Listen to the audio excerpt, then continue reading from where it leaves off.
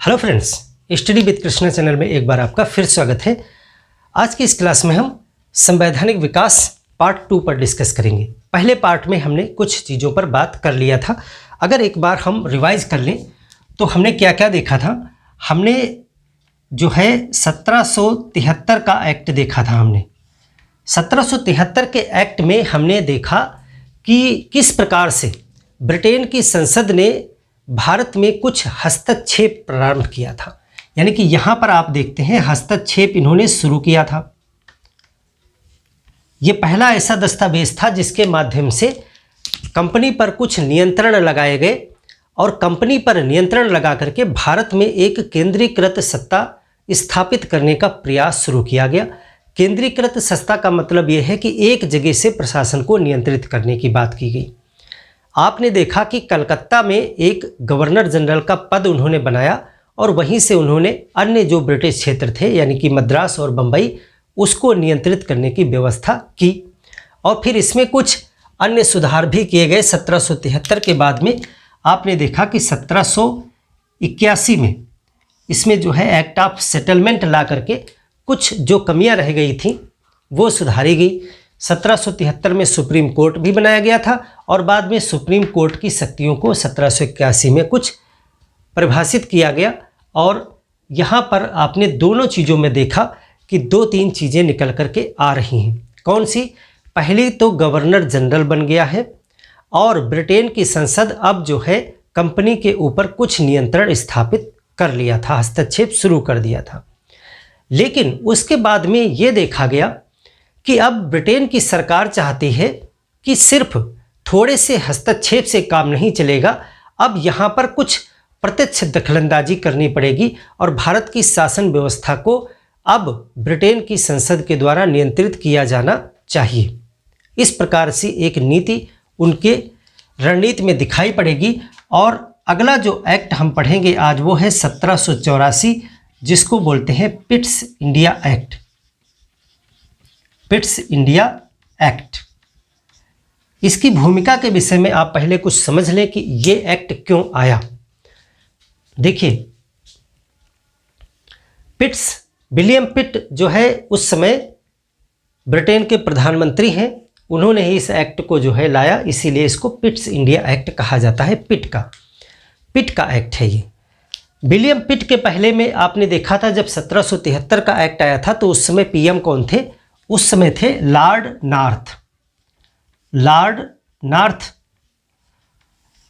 North के साथ में बाद में एक मिलीजुली सरकार बनी और इनके साथ में फॉक्स महोदय भी आए।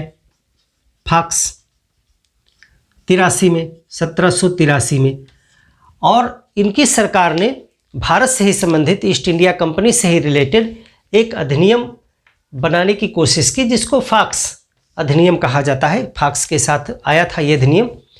फॉक्स अधिनियम नहीं बन पाया एक्ट, यानी उसको स्वीकृति नहीं मिली और इस वजह से जो है इनकी सरकार, लॉर्ड नार्थ और फॉक्स की जो मिलीजुली सरकार थी वो 1783 में गिर गई। पहली बार ऐसा हुआ इतिहास में कि किसी भारतीय मामले की वजह से ब्रिटेन की सरकार जो है वो गिर गई और ये पहला मामला था और इतिहास में ये अंतिम मामला भी है। उसके बाद ऐसा कभी नहीं हुआ। इसके बाद में विलियम पिट आ गए। जब इनकी सरकार गिरी तो विलियम पिट महोदय जो है वहाँ के पीएम बन गए और इन्होंने जो एक्ट पारित किया वो कहलाता है पिट्स इंडिया एक्ट। अब इसकी भूमिका में आपने ये समझा कि ये कैसे पिट्स इंडिया एक्ट आया। अब यहाँ से देखिए 1773 से आप समझिए। 1773 में कुछ चीज़ें आपको निकल के आ रही हैं। यहाँ पर आपने देखा कि गवर्नर जनरल बना, गवर्नर जनरल एक चीज़ ये बनी। दूसरा जो है सर्वोच्च न्यायालय बना, या आप इसको कह सकते हैं सुप्रीम कोर्ट बना। और इन दोनों में शक्तियों का अच्छा विभाजन नहीं हो पाया था, इस वजह से 1781 में आपने देखा कि इन दोनों की शक्तियों को विभाजित कर दिया गया, यानी कि इनके दायरे सीमित कर दिए गए, कौन क्या काम करेगा। इसको आपने बखूबी समझ लिया था। लेकिन बात यहीं पर ख़त्म नहीं होती है, क्योंकि इस एक्ट के माध्यम से संसद ने सिर्फ कंपनी के ऊपर नियंत्रण किया था और वो एक अस्थायी नियंत्रण था। एक एक्ट बनाया, कंपनी में कुछ आपने सुधार कर दिए, लेकिन बार बार एक्ट बना करके सुधार करने से अच्छा है कि क्यों ना कुछ ऐसा परमानेंट बना लिया जाए जो लगातार भारत के शासन प्रशासन पे नज़र रखे और लगातार नियंत्रण बनाए, यानी कि एक परमानेंट नियंत्रण करने की व्यवस्था बनाई जानी चाहिए। तो इसके लिए विचार किया गया कि क्यों ना एक ऐसी संस्था बना दी जाए जो पूरी तरीके से कंपनी पर और भारत के शासन पर नियंत्रण रखे, क्योंकि ब्रिटेन की संसद के पास तो बहुत से काम है। ऐसा तो नहीं है कि वो रोज़ बैठ करके एक एक्ट बनाएगी और कंपनी और भारत के शासन के लिए एक एक्ट रोज़ बनाएगी, तो परमानेंट रूप से कौन निगरानी करेगा। तो एक संस्था बनाने का विचार जन्म लिया और उसी विचार से प्रेरित था ये पिट्स इंडिया एक्ट। यानी कि इसके पीछे का कारण ये है कि अब ये स्थायी एक संस्था बनाना चाहते थे, एक स्थायी संस्था का निर्माण करना चाहते थे जो भारत में जो कंपनी काम कर रही है उस पर भी नियंत्रण रखे, उसको भी गाइड करे, निर्देशित करे और उसके माध्यम से भारत के प्रशासन और शासन को भी नियंत्रित करे। ऐसा सिस्टम बनाने के लिए पिट्स इंडिया एक्ट लाया गया है। तो चलिए देखते हैं क्या क्या प्रावधान थे, कौन कौन सी चीज़ें हमारे एग्जाम के दृष्टिकोण से इस एक्ट में महत्वपूर्ण हो सकती हैं। देखिए, हेडिंग है आपकी Pitt's India act. Pitt's India act कब लाया गया? 1784 में लाया गया ये एक्ट। क्या क्या प्रावधान किए गए? तो देखिए, सबसे बड़ा और सबसे प्रमुख प्रावधान तो इसमें कंपनी पर नियंत्रण लगाना ही था। उसके अलावा एक दूसरी चीज़ बहुत महत्वपूर्ण थी, उस पर भी हम बात करेंगे। तो सबसे पहला था कंपनी पर नियंत्रण, कंपनी एवं भारतीय शासन पर नियंत्रण। इसके लिए क्या इन्होंने किया? अभी आपके मन में ये प्रश्न उठ रहा होगा कि क्या 1773 में ऐसा नहीं किया गया था? 1773 के रेगुलेटिंग एक्ट में भी तो कंपनी पर नियंत्रण और भारत के शासन पर नियंत्रण किया गया था, गवर्नर जनरल का पद बना करके।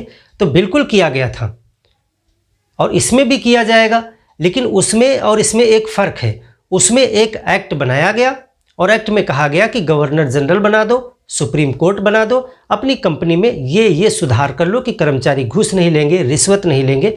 यानी कि एक बार हमने व्यवस्था को दुरुस्त कर दिया, लेकिन कल को कंपनी अगर आगे कुछ करना लगे, आगे कोई समस्या आ जाए, तो फिर से क्या एक्ट बनाएंगे हम। तो इन्होंने कहा कि क्यों ना एक बॉडी का जनरेशन कर दिया जाए, एक संस्था को बना दिया जाए जो लगातार कंपनी पर नियंत्रण रखे और उसका काम ही यही हो कि नियंत्रण करना, और कोई उसके पास काम ना हो। तो आपको हमने बताया था शुरुआत के कि 24 सदस्य होते थे, 24 सदस्य कंपनी के होते थे। इनको कहा जाता था court of directors. Court of directors यानी कि निदेशक मंडल। निदेशक मंडल ये होता था इंग्लैंड में। ये कौन होते थे? ये उसी कंपनी के जो निवेशक थे, जो इन्वेस्टर थे, जिन्होंने कंपनी में पैसा लगाया था, वो सभी पैसा लगाने वाले लोग इन 24 लोगों का चुनते थे जो टॉप पर निदेशक मंडल के रूप में काम करते थे कंपनी को शासित करने के लिए। इसके नीचे थी कंपनी, इसके नीचे क्या थी? ये कंपनी थी। और कंपनी क्या करती थी? कंपनी अब दो चीज़ें करने लगी थी, व्यापार भी करती थी और प्लस राजनीति भी करती थी। कहाँ करती थी ये दोनों काम? भारत में कर रही थी। यानी कि इस सिस्टम को अगर आप देखो तो सबसे ऊपर जो है कोर्ट ऑफ डायरेक्टर्स थे, उसके नीचे कंपनी काम कर रही है और कंपनी में जो है गवर्नर जनरल आ गया है, मेन पद है गवर्नर जनरल। और इसके माध्यम से कंपनी व्यापार भी कर रही है और राजनीति भी कर रही है, दोनों एक साथ कर रही है। और कहाँ? भारत में कर रही है। ये सिस्टम 1773 तक आपको दिखाई पड़ता है। 1773 के अनुसार तो यही है। अब यहाँ पे क्या किया गया? इसमें क्या किया गया? एक नई बॉडी का सृजन किया गया। इसमें एक, वो तो है ही, इसमें एक बनाया गया बोर्ड ऑफ कंट्रोल। क्या बनाया गया? Board of control.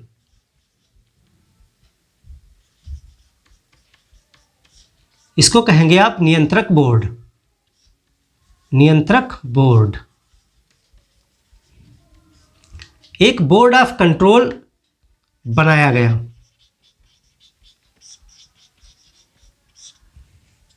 Board of control का स्ट्रक्चर क्या था? इसमें 6 सदस्य बनाए गए कि इसमें 6 लोग होंगे। अभी उससे इसका कोई मतलब नहीं है। 6 सदस्य इसमें अलग से होंगे। एक इसमें राज्य सचिव होगा, यही अध्यक्ष, यही इसका जो है अध्यक्ष होगा। राज्य सचिव क्या होगा? ये अध्यक्ष रहेगा।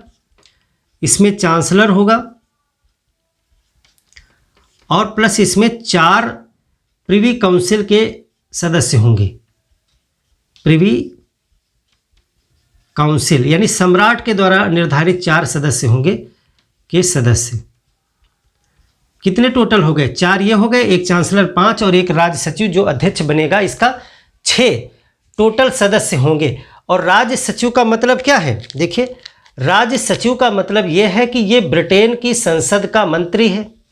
मंत्रिमंडल, राज्य सचिव वहाँ मंत्री होता है। तो राज्य सचिव जो है वो ब्रिटेन की संसद का है, चांसलर और 4 प्रिवी काउंसिल के। यानी कि ये टोटल स्ट्रक्चर जो है 6 के 6 सदस्य किसके हैं? ये 6 के 6 सदस्य एक प्रकार से सम्राट के प्रतिनिधि हैं, यानी कि ब्रिटेन की सरकार के प्रतिनिधि हैं। क्या इनमें कंपनी का कोई व्यक्ति है? नहीं, कंपनी का इनसे कोई भी लेना देना नहीं है। कंपनी इन 24 सदस्यों से लेना देना है, वो कंपनी के इन्वेस्टर हैं।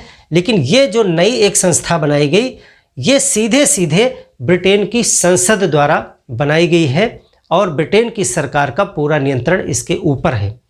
इसको क्या काम दिया गया? इसको काम दिया गया कि ये जो बोर्ड ऑफ कंट्रोल है, यह कंपनी के राजनीतिक कार्यों का निरीक्षण करेगी, यानी राजनैतिक कार्य का नियंत्रण करेगी। ये कंपनी के राजनीतिक कार्यों का नियंत्रण अब कौन करेगा? अभी तक देखिए यही 24 लोग व्यापार और राजनीति दोनों चीज़ों का नियंत्रण करते आ रहे थे।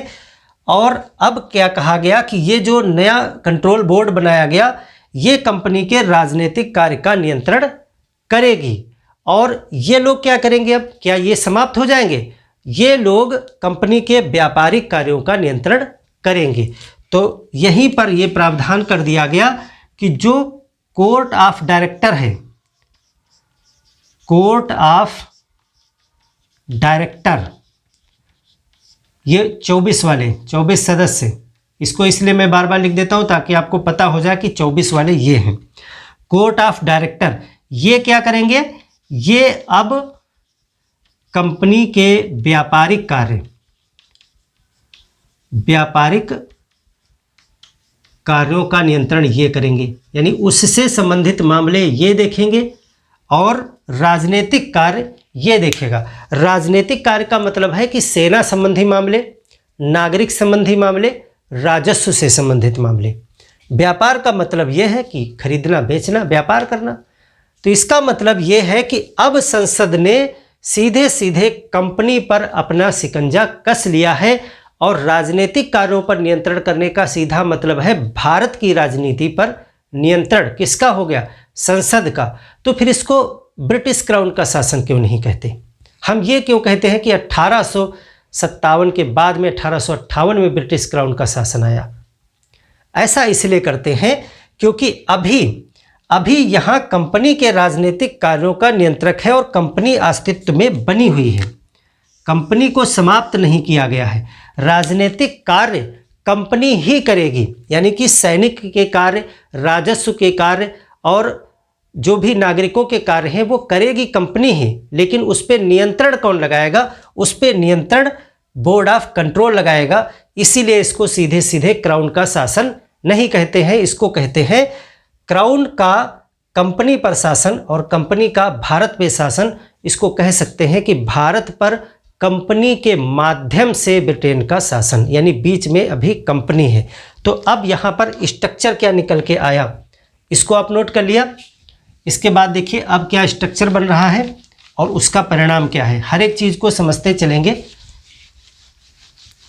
ये वाला स्ट्रक्चर आपने कहीं साइड में बना लिया होगा। देखिए अब क्या स्ट्रक्चर निकल के आ रहा है। अब दो बॉडी ऊपर हो गई हैं इस तरह से। एक तो आपका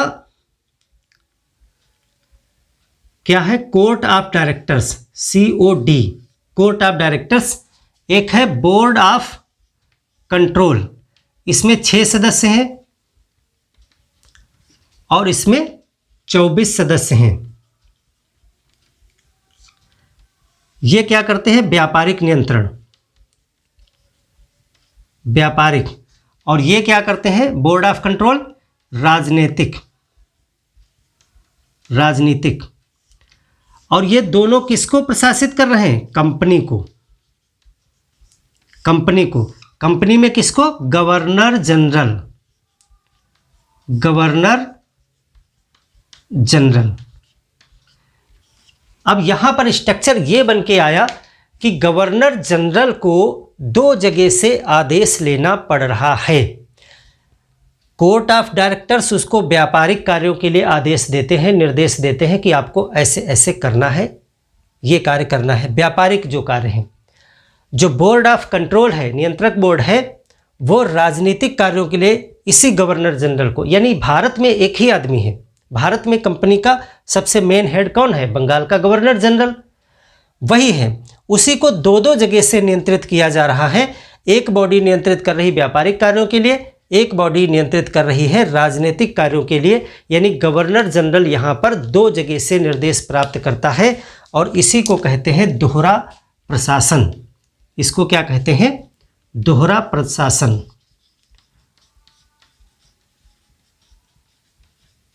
दो तरीके से जो है यहाँ पर प्रशासन किया जा रहा है, डुअल। तो ये चीज़ स्ट्रक्चर आपने बना लिया। दूसरी चीज़ देखिए, अच्छा इसका परिणाम क्या निकला? इस चीज़ का परिणाम क्या है? इस चीज़ का परिणाम यह है कि यहाँ पर ब्रिटेन की संसद ने भारत की राजनीति पर सीधा हस्तक्षेप या सीधा नियंत्रण कर लिया है कंपनी के माध्यम से। तो ये इसका परिणाम। अब दूसरा चीज देखिए, सिर्फ इतना ही नहीं किया है, अब कुछ ऐसा भी ब्रिटेन की संसद चाहती थी कि कंपनी ने जो भी राजनीतिक सत्ता भारत में हासिल की है, कितनी सत्ता हासिल की है, अभी कुछ बहुत ज़्यादा नहीं वो बना लिए हैं भारत में, लेकिन आप एक ये एरिया, एक ये एरिया और एक ये एरिया जो मेन देख रहे हैं फोकस में, ये कलकत्ता, बम्बई और मद्रास प्रेसिडेंसी, 3 एरिया तो उन्होंने डेवलप ही कर लिए हैं, आप इतिहास में पढ़े हैं। तो ये जो भी भारत उन्होंने एक्वायर कर लिया है, अपने अंडर में लिया है, कुछ युद्ध भी लड़ चुके हैं। 1784 तक आते आते आप देखोगे कि कुछ लड़ाइयाँ भी हो गई हैं इनकी, मराठाओं के साथ में, हैदर अली के साथ में, टीपू सुल्तान के साथ में लड़ाइयाँ भी आपको हमने इतिहास में पढ़ाई हैं। यानी कि कंपनी इस समय अब पूरी राजनीतिक सत्ता भारत में स्थापित करने की तरफ अग्रसर है। तो ऐसी स्थिति में ही संसद ने जो है ये कंट्रोल कंपनी पे लगाया है, राजनीति अपने हाथ में लेने के लिए, क्योंकि ये 6 मेंबर सीधे सीधे सम्राट के मेंबर हैं। तो अब इन्होंने कहा कि भारत में कंपनी ने जो भी क्षेत्र अर्जित किए हैं वो कंपनी के नहीं हैं, वो ब्रिटिश क्षेत्र हैं, यानी वो ब्रिटिश भारत हैं।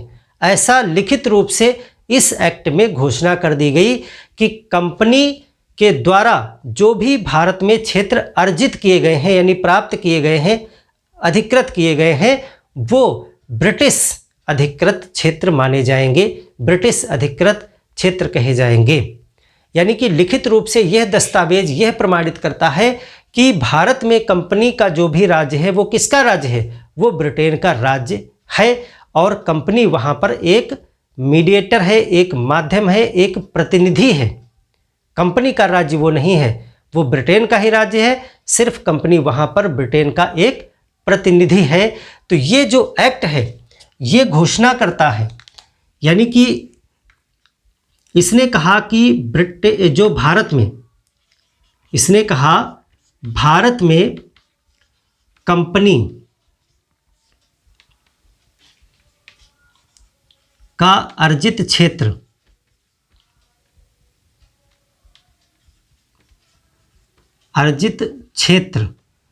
ये क्या है? ये ब्रिटिश आधिपत्य का क्षेत्र है। ब्रिटिश आधिपत्य यानी ब्रिटिश के अधिकार क्षेत्र में आधिपत्य का क्षेत्र है, या आप इसको कह सकते हो ब्रिटिश भारत है। ब्रिटिश भारत, क्योंकि आपसे क्वेश्चन पूछा जाएगा कि पहली बार किस एक्ट में कंपनी द्वारा जीते गए क्षेत्रों को ब्रिटिश भारत कहा गया, यानी ब्रिटेन का क्षेत्र कहा गया। तो वो यहीं पर इसी एक्ट में कहा गया था कि ये जो कंपनी का क्षेत्र है वो किसका क्षेत्र है? वो ब्रिटिश का क्षेत्र है, यानी ब्रिटेन का भाग है, ब्रिटेन का सम्राट का है। और कंपनी यहाँ पर क्या है? कंपनी क्या है? कंपनी प्रतिनिधि है। कंपनी प्रतिनिधि है, मालिक नहीं है, कंपनी प्रतिनिधि है। और इसीलिए देखिए राजनीतिक कार्यों पर संसद का नियंत्रण हो गया है और कंपनी को किसमें सीमित कर दिया गया है? व्यापारिक कार्यों में। यानी कि 24 मेंबर आप मालिक हो तो ठीक है, आप व्यापार देखो, कंपनी को लाइसेंस तो व्यापार के लिए दिया गया था ना, तो व्यापार करिए, हम कहाँ रोक रहे हैं, आप व्यापार मत करिए। लेकिन ये कंपनी जो राजनीति खेल रही है ये हम नहीं खेलने देंगे, ये हम खेलेंगे। और किसके माध्यम से? कंपनी के माध्यम से ही करेंगे। तो बोर्ड ऑफ कंट्रोल बना दिया और जितना भी कंपनी ने क्षेत्र अर्जित किया था उसको अपना घोषित कर दिया और कंपनी को क्या बना दिया? प्रतिनिधि बना दिया। तो इसका परिणाम ये कह सकते हो आप, इसका परिणाम ये जो दस्तावेज है ये क्या है? ये ऐसा कहा जाता है कि कंपनी द्वारा अर्जित क्षेत्रों पर ब्रिटिश क्राउन का आधिपत्य, मालिकाना हक, आधिपत्य घोषित करने वाला, इसी से तो घोषणा हुई, घोषित करने वाला प्रथम दस्तावेज है ये दस्तावेज। ये इसका रिजल्ट निकल के आया और यही आपके लिए प्रश्न बन जाएगा कि प्रथम बार किस अधिनियम के द्वारा ब्रिटिश क्षेत्र घोषित किया गया भारत में। जो भी भारत में क्षेत्र था जो कंपनी के अधीन आता था उसको ब्रिटिश क्षेत्र कब घोषित किया गया वैधानिक रूप से? तो 1784 में घोषित किया गया। आप देख रहे हैं कि यहाँ पे भारत में कंपनी का अर्जित क्षेत्र ब्रिटिश आधिपत्य का क्षेत्र यानी ब्रिटिश भारत कह करके संबोधित किया गया था इसमें। और इसके द्वारा कंपनी क्या बन गई? अब कंपनी बन गई प्रतिनिधि, क्योंकि मालिक हो गए वो। और कंपनी द्वारा अर्जित क्षेत्रों पर ब्रिटिश क्राउन का हक है ऐसा घोषित करने वाला यही प्रथम डॉक्यूमेंट था, पहला जो है एक दस्तावेज था। और यहाँ पर वो चीज़ जो चीज़ ये कहना चाह रहे थे उसको यहाँ पर प्रैक्टिकली इन्होंने दिखा दिया कि कंपनी सिर्फ व्यापार करेगी, कंपनी का बोर्ड सिर्फ व्यापार करेगा और हमारा जो एक संस्था है बोर्ड ऑफ कंट्रोल वो कंपनी के राजनीति पर नियंत्रण रखेगी। हालांकि अभी यहाँ पर हम कंपनी के माध्यम से ही प्रशासन करेंगे, इसीलिए गवर्नर जनरल ही यहाँ पर मेन बॉडी रहेगा, नियंत्रण उसको 2 जगह से प्राप्त होगा। ये चीज़ निकल करके आती है। और इसके बाद में अगला प्रावधान इसमें क्या है देखिए, अब कंपनी चूँकि यहाँ पर शासन प्रशासन को बढ़ाया गया है तो अब ये जो फैक्टर है यहाँ पर गवर्नर जनरल, अब इसकी पावर्स बढ़नी चाहिए या नहीं बढ़नी चाहिए? इसकी शक्तियाँ कुछ बढ़नी चाहिए क्योंकि इसको 2-2 जगह से निर्देशित किया जा रहा है और ये नीचे अपनी प्रेसिडेंसी को कंट्रोल करेगा, तो इसकी पावर्स बढ़ाई जानी चाहिए। तो यहाँ पर क्या किया गया, एक प्रावधान ये किया गया कि गवर्नर जनरल की जो परिषद है, गवर्नर जनरल की परिषद परिषद के सदस्य कितने होते थे? 1773 में 4 होते थे सदस्य, 4 से घटाकर 3 कर दिया। यहां पे सदस्य हो गए 3, याद रखिएगा। अब ये 3 से 4 जब होंगे तब वहीं पर मैं आपको बताऊंगा। यहां से आप 3 याद रखिएगा कि 1784 से 3 सदस्य हो गए, 3 कर दिए गए। और इसके साथ ये जोड़ा गया कि गवर्नर जनरल जो है, अच्छा 3 सदस्य की परिषद जो अन्य गवर्नर है उनकी भी बना दी गई इसी में। गवर्नर जनरल की परिषद के सदस्य 4 के घटाकर 3 कर दिए गए। और साथ में आप ये भी नोट करोगे, और अन्य प्रांतीय गवर्नर जो थे यानी बम्बई और मद्रास गवर्नर को भी 3 सदस्यीय परिषद दी गई, सदस्यीय परिषद दी गई, यानी कि उनकी भी 3-3 सदस्यीय परिषद बनाएगी। जैसा गवर्नर जनरल के 3 सदस्य की परिषद थी, वैसी ही अन्य जो प्रांत बम्बई और मद्रास के गवर्नर थे उनकी भी 3-3 लोगों की परिषद साथ में बनाई गई। तो अंतर क्या हुआ? अंतर ये है कि गवर्नर जनरल को ये पावर दी गई कि वो अन्य दोनों गवर्नर को निर्देशित करेगा, और यदि इन प्रांतों में केंद्र का यानी कि जो गवर्नर जनरल की यानी कलकत्ता से जो नियम है, जो कानून है, जो व्यवस्था निर्देश हैं, अगर उनकी अवमानना होती है, सिस्टम फेलियर होता है, तो ये उस क्षेत्र के गवर्नर को बर्खास्त कर सकता है, यानी कि वहाँ की सरकार को भंग कर सकता है। सरकार यानी गवर्नर और 3 लोगों की परिषद मिला के वहाँ की सरकार है, तो उस सरकार को भंग करने का अधिकार गवर्नर जनरल को दिया गया। आप कमेंट करके बताइए कि आज हमारे वर्तमान संविधान में क्या इस प्रकार की कोई व्यवस्था है कि अगर किसी प्रदेश में संवैधानिक शासन विफल हो जाए, यानी जो संविधान के अनुसार जो शासन होना चाहिए, अगर संवैधानिक विफलता किसी प्रदेश में यानी प्रांत में हो जाए, तो क्या केंद्र के पास, केंद्र में जो सरकार है उसके पास कोई ऐसी पावर है कि वो उस सरकार को भंग कर सके और वहाँ का शासन अपने अंडर में ले सके? क्या ऐसा कोई प्राविधान इस हमारे संविधान के द्वारा वर्तमान समय में किया गया है? अगर किया गया है तो उसको कमेंट करके हमको जल्दी से बताइए। तो देखिए यहाँ पर ऐसा किया गया, और गवर्नर जनरल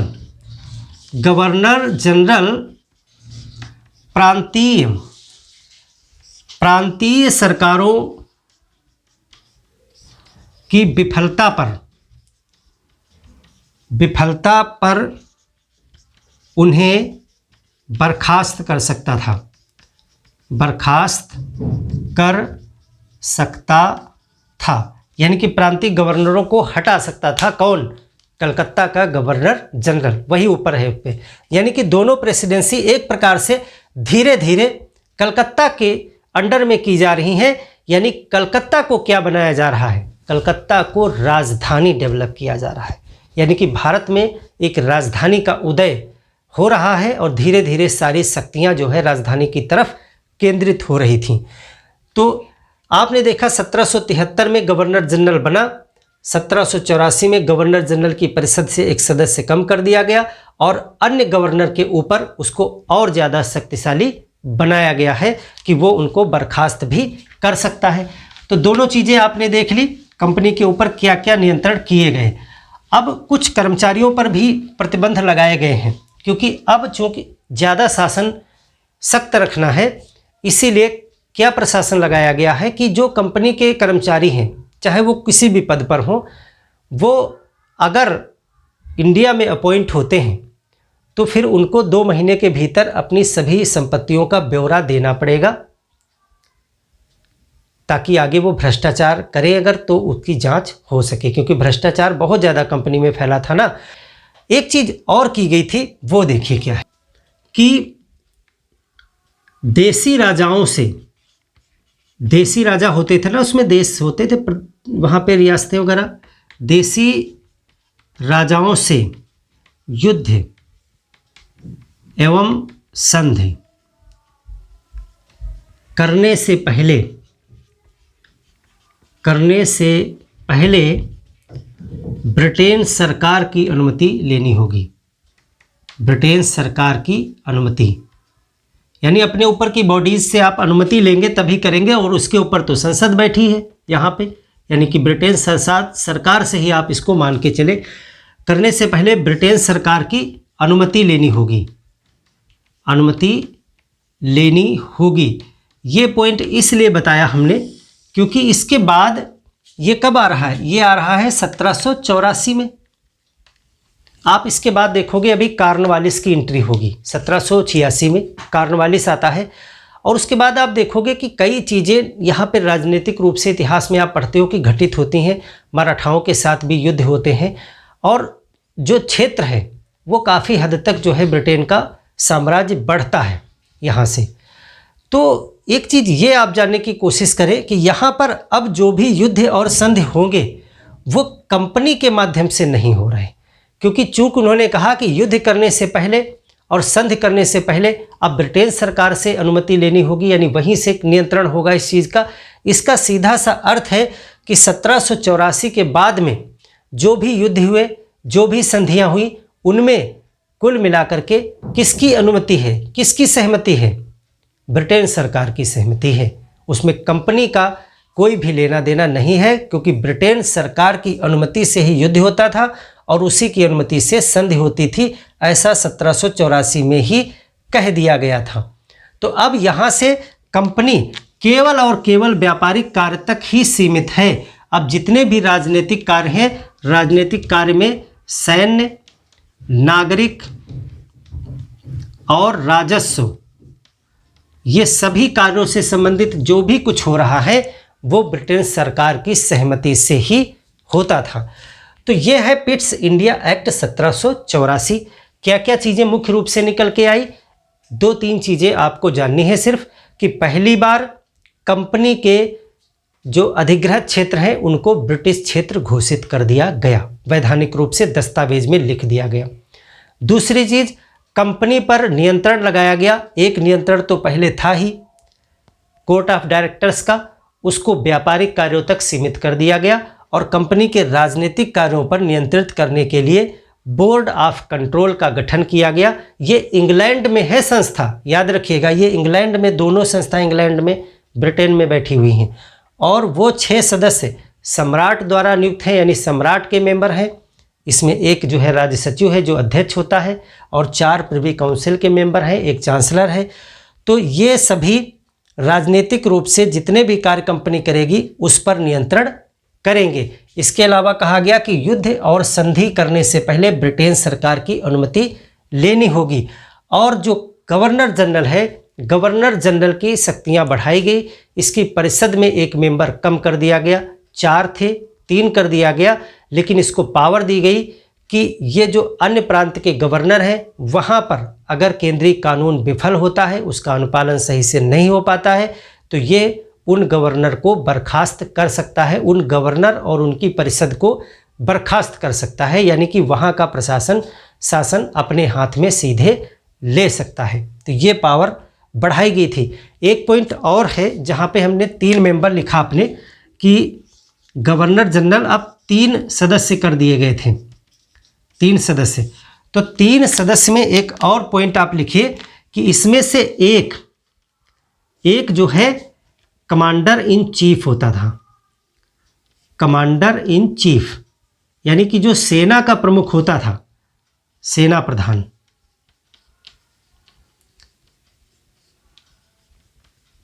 यानी जो 3 मेंबर होंगे उसमें से एक मेंबर जो है ब्रिटिश सेना का जो प्रधान है, कमांडर इन चीफ है, वो होगा। यानी 3 में से एक इसके लिए निर्धारित है, क्योंकि ये प्रावधान आगे हटाया जाएगा। तो एक कमांडर इन चीफ इसमें से रहेगा 3 में से। तो इतना 1784 में है।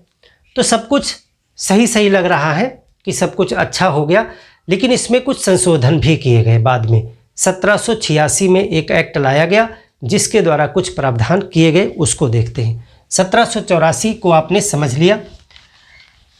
1784 के बाद में एक गवर्नर जनरल बन के आ रहा है लॉर्ड कॉर्नवालिस। आपको पता है कि ये समय, ये दौर 1773 से लेकर के 1784-86 तक ऐसा क्या हो गया कि ब्रिटेन की संसद जो है बहुत ज़्यादा इंडिया में इतना कंट्रोल क्यों करने लगी है। आप अगर इतिहास को पढ़ेंगे, विश्व के इतिहास को, तो आपने देखा 1776 या 1770 से ही, मान लीजिए 1770 से ही ब्रिटेन को ये लगने लगा था कि अब अमेरिका उनके अंडर में नहीं रहेगा। उसके बाद आपने देखा 1776 में वो आज़ाद अपने आप को घोषित कर लिए। उसके बाद वहाँ अमेरिकन क्रांति हुई और धीरे धीरे ब्रिटेन के हाथ से अमेरिका का साम्राज्य निकल गया। तो वहाँ से बहुत कुछ सीखा ब्रिटेन के लोगों ने, और वो इंडिया में जो नया उनका औपनिवेशिक क्षेत्र था वहाँ पर अप्लाई किया कि अब हम यहाँ पर कुछ शासन प्रशासन ऐसा नियंत्रित कर ले कि जिससे जो अमेरिका हमारे हाथ से निकल गया 1776 के बाद में, वो कमी इंडिया से पूरी हो जाए और इंडिया पे हम शासन को बहुत अच्छे से कंट्रोल कर लें। इसीलिए आपने देखा तुरंत 1773 में एक्ट बना करके कंपनी के ऊपर नियंत्रण डाल दिया, और फिर 1784 में ला करके उसका राजनीतिक कार्य पूरा हड़प लिया ब्रिटेन ने, और अब धीरे धीरे वो भारत में शासक बनने की तरफ अग्रसर हैं, क्योंकि एक तरफ अमेरिका उनका चला गया उनके हाथ से, तो अब इंडिया को वो कैच करना चाहते हैं। ये आपको पूरा दिखाई पड़ेगा रणनीति में, एक एक स्टेप बढ़ते बढ़ते 1773 से इन्होंने शुरू किया हस्तक्षेप, और 1858 में कंपनी को पूरी तरीके से समाप्त करके शासन को अपने हाथ में ले लेंगे। तो इसके बाद में जो आया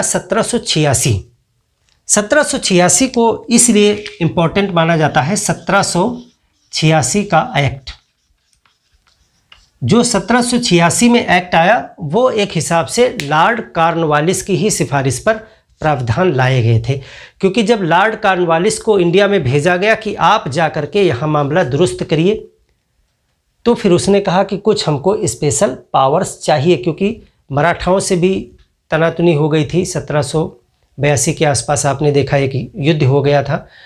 इन सभी स्थितियों को कंट्रोल करने के लिए लॉर्ड कॉर्नवालिस को भेजा गया।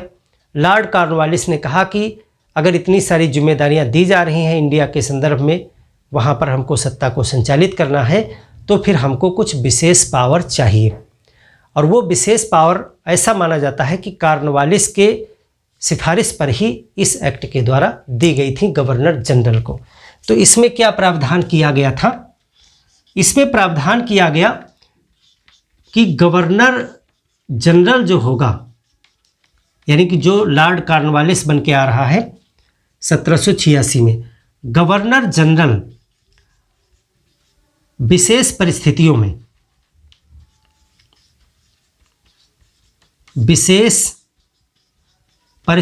में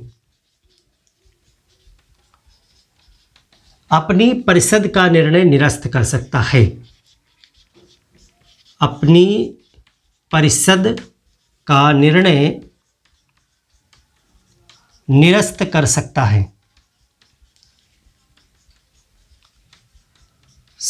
है, ये पहली बार हुआ। अभी तक गवर्नर जनरल का पद जो बनाया गया 1773 में, वहाँ से लेकर 1786 तक बहुमत के आधार पर निर्णय होता था। गवर्नर जनरल परिषद के निर्णय को निरस्त नहीं कर सकता था, यानी कि उनको किनारे करके अपना निर्णय लागू नहीं कर सकता था। यहाँ पर पहली बार 1786 में कहा गया कि गवर्नर जनरल पावरफुल होगा, गवर्नर जनरल अधिक पावरफुल होगा, यानी कि अब गवर्नर जनरल की शक्तियाँ बढ़ा रहे हैं वो। और कहा गया कि विशेष परिस्थितियों से सीधा सीधा मतलब था कि जहाँ पर ब्रिटिश सत्ता का लाभ हो रहा हो, ऐसे में वो परिषद के निर्णय अगर उसी दिशा में नहीं आ रहे हैं तो उनको निरस्त कर दो, लाभ वाला काम करो जिसमें सत्ता मजबूत हो, जिसमें ब्रिटेन के हाथ मजबूत हो। तो विशेष परिस्थितियों में अपनी परिषद का निर्णय निरस्त कर सकता है। इसको आप कह सकते हो कि यहाँ से वीटो पावर दी गई, वीटो पावर यहीं से उदय हुआ। किस एक्ट से? 1786 से। और पहली बार ये वीटो पावर जो है प्राप्त की किसने? लॉर्ड कॉर्नवालिस ने। एक प्रावधान ये किया गया। दूसरा प्रावधान ये था कि लॉर्ड कॉर्नवालिस ने कहा कि पिछले वाले एक्ट में आपने अभी देखा कि जो गवर्नर जनरल होता था उसके 3 सदस्य होते थे, उन्हीं 3 में से एक सदस्य कौन होता था? कमांडर इन चीफ यानी मुख्य सेनापति जो होता था, सेना का अधिकारी, वो होता था। लॉर्ड कॉर्नवालिस पहला ऐसा गवर्नर बना जो स्वयं ही सेना का प्रधान बना। यानी कि इस एक्ट के तहत एक प्रावधान ये किया गया कि जो गवर्नर जनरल होगा वही सेना का प्रधान होगा, यानी सेना के प्रधान की शक्तियाँ किसके पास रहेंगी? गवर्नर जनरल के पास रहेंगी।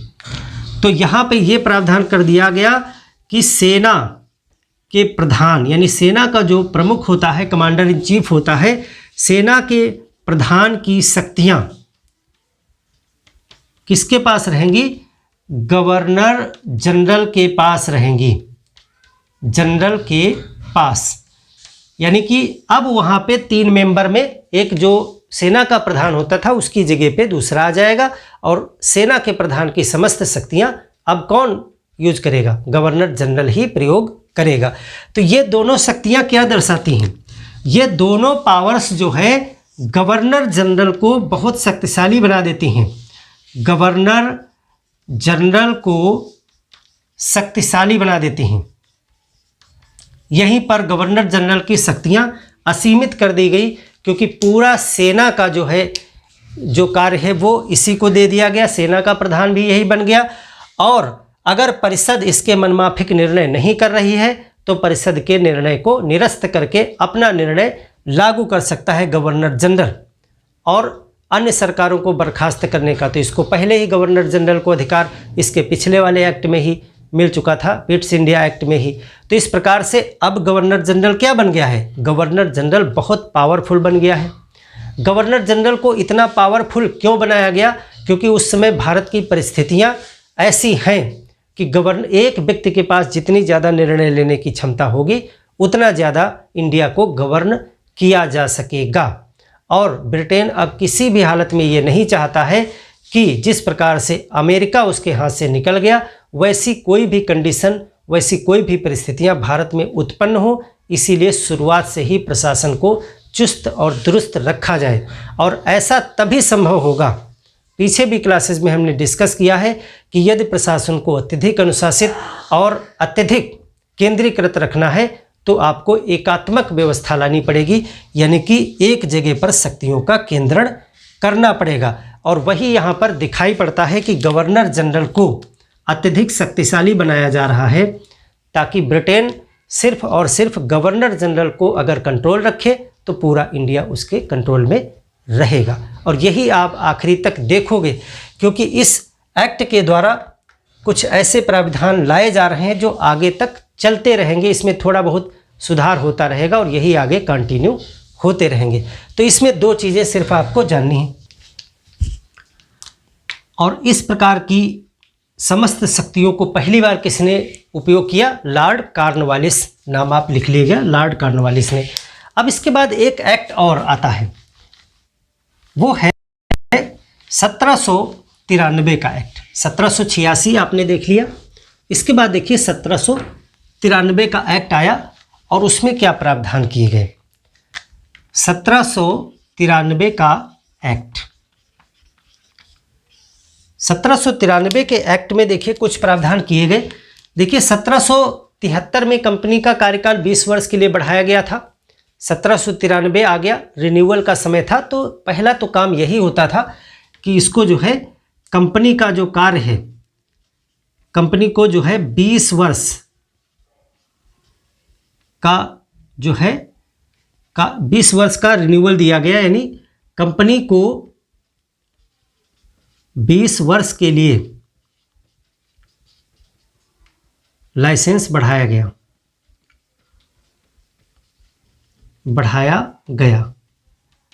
फिर 20 वर्ष के लिए कंपनी को रिन्यूअल कर दिया गया। इसका मतलब है कि अब जो है 93 के बाद में जो है 1793 के बाद में 1813 में इस पे फिर विचार किया जाएगा। 1813 तक के लिए कंपनी फिर जो है मुक्त हो गई व्यापार करने के लिए, अभी एकाधिकार है। तो कंपनी का कार्य तो बढ़ा ही दिया गया, साथ में क्या किया गया देखिए। अभी पीछे के हमने 1786 वाले के पहले आपने पिट्स इंडिया एक्ट में पढ़ा था कि किस प्रकार से इन्होंने कंपनी को सिर्फ एक प्रतिनिधि के रूप में बना दिया, लेकिन ऐसी घोषणा नहीं थी, ऐसा संरचना ही इन्होंने डेवलप कर दी। यहाँ पर स्पष्ट रूप से घोषित कर दिया गया कि कंपनी जो भी राजनीतिक कार्य कर रही है वह ब्रिटिश क्राउन के लिए करती है और कंपनी स्वयं में उसका मालिकाना हक नहीं रखती, यानी वह एक प्रतिनिधि के रूप में काम कर रही है, ऐसा घोषित कर दिया गया इस एक्ट में 1793 में। तो यहाँ पर कुछ विशेष काम किए गए हैं, सिर्फ उतना ही आपको याद रखना है। कंपनी का 20 वर्ष के लिए कार्य बढ़ाया गया और इसमें कहा गया कि कंपनी के राजनीतिक कार्य किसके लिए हैं? ब्रिटिश क्राउन के लिए हैं, ब्रिटिश क्राउन के लिए हैं, यानी उसकी तरफ से हैं। तो कंपनी यहाँ पे क्या बन गई? प्रतिनिधि ही तो बन गई, सीधे उनके अंडर में काम हो रहा है। दूसरी चीज, भारत में लिखित विधि के आधार पर, लिखित विधि के आधार पर प्रशासन, यानी कि अभी तक जो नियम कानून होते थे वो मौखिक रूप से रहते थे। अब यहाँ पर कहा गया कि जो प्रशासन किया जाएगा उसके लिए लिखित डॉक्यूमेंट होने चाहिए, लिखित विधियाँ होनी चाहिए, क्योंकि ऐसे रूप में नियंत्रण करना आसान होता है जो लिखी चीज़ें होती हैं। तो ये बनाया गया।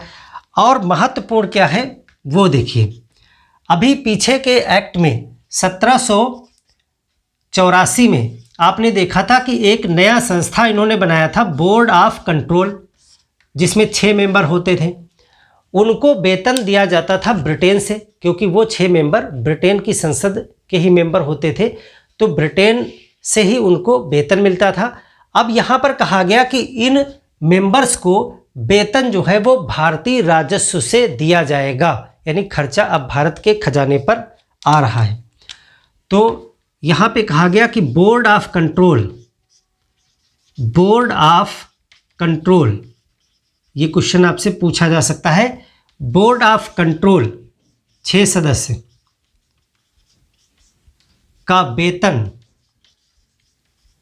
भारतीय राजस्व से दिया जाएगा, भारतीय राजस्व से दिया जाएगा। देखिए ये है कहाँ पे, ये कहाँ से भारतीय प्रशासन को देखते हैं? ये इंग्लैंड में बैठ करके भारतीय प्रशासन पे नियंत्रण करते हैं और ब्रिटेन की संसद यानी ब्रिटेन की सरकार के प्रतिनिधि हैं।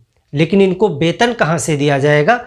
इनको वेतन जो है भारतीय राजस्व, जो कंपनी यहाँ पे राजस्व वसूलती है उसमें से इनको वेतन दिया जाएगा। यानी कि धन का बहिर्गमन का ये एक बहुत अच्छा एग्जाम्पल है। ये किस चीज़ का उदाहरण है?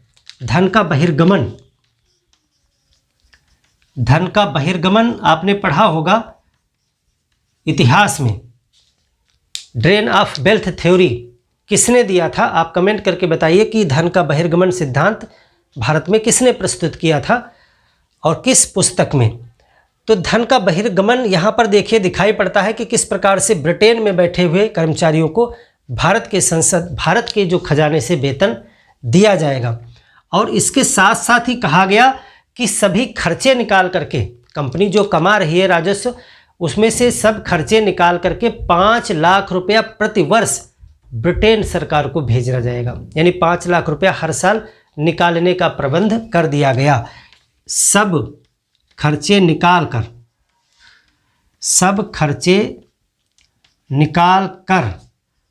5 लाख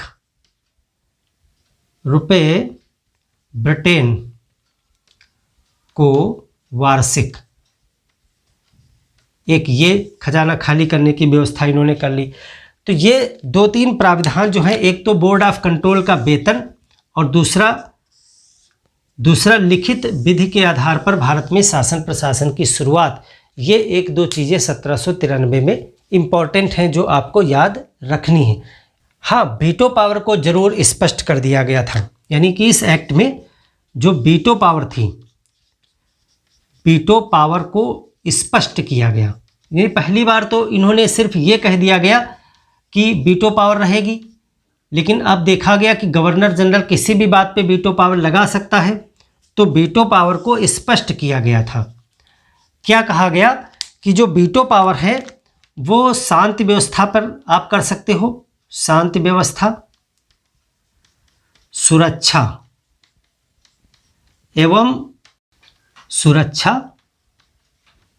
एवं ब्रिटिश प्रदेशों के हित, ब्रिटिश प्रदेशों के हितों के मामले में।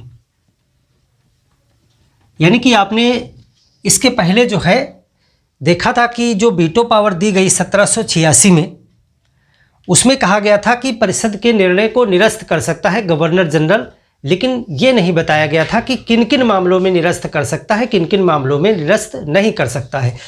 तो यहाँ पर वीटो पावर को स्पष्ट किया गया और कहा गया कि शांति व्यवस्था का मामला अगर आ रहा है, सुरक्षा का मामला आ रहा है, या ब्रिटिश प्रदेशों के हित का कोई मामला आ रहा है, तो ऐसी स्थिति में ही गवर्नर जनरल जो है वीटो पावर का प्रयोग करेगा, राजस्व, सैन्य, नागरिक इत्यादि मामलों में नहीं करेगा।